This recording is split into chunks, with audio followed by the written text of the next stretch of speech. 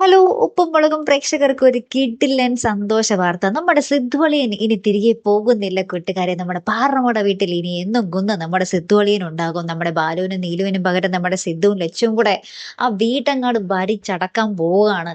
നമുക്ക് ഇത്രയും വേറെ ഇതിലും വലിയ സന്തോഷം വേറെ ഇല്ല അല്ലെ?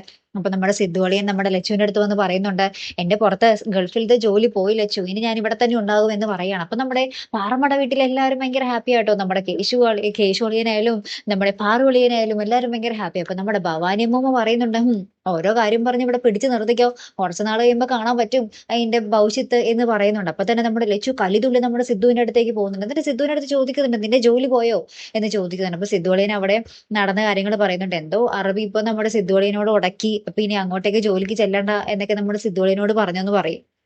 അപ്പൊ തന്നെ നമ്മുടെ ലച്ചു നമ്മുടെ കേശു അപ്പൊ തന്നെ സിദ്ധുവിന് ഇനി ഇവിടെ ഉണ്ടാകുകയെ എന്നൊക്കെ പറയും. അപ്പൊ തന്നെ നമ്മുടെ ലച്ചു, എടാ നീ ഞങ്ങളുടെ കുടുംബജീവിതം തൊലക്കോടാ, നിന്നോടൊക്കെ ഞാൻ എന്ത് ദ്രോഹം ചെയ്തടാ എന്നൊക്കെ നമ്മുടെ കേശുവിന്റെ അടുത്ത് ചൂടായിട്ട് കേശുവിന്റെ കറന്നിട്ടൊന്ന് പൊട്ടിക്കുന്നുണ്ടേ.